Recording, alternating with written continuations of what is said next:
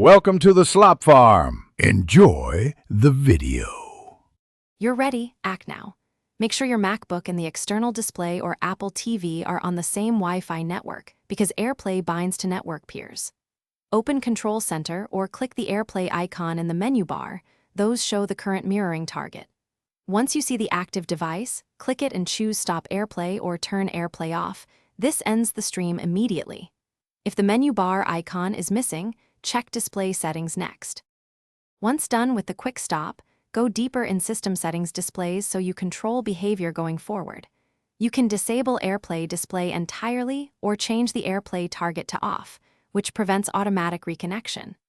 If mirroring persisted, switch display to mirror off or revert arrangement to single screen. This tells Mac OS to use only your internal display. Make sure to apply changes. If you used keyboard shortcuts to toggle mirroring, note them now so you don't accidentally re-enable it later. Finish by verifying network and permissions so mirroring stays off. If the display still connects, restart Wi-Fi or the router to clear device discovery. Check firewall and AirPlay permissions in sharing and privacy. Blocking incoming connections can stop unwanted AirPlay.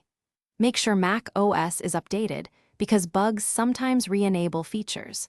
If issues persist, boot into safe mode to isolate third-party interference. Troubleshooting tip: toggle Bluetooth and Wi-Fi briefly.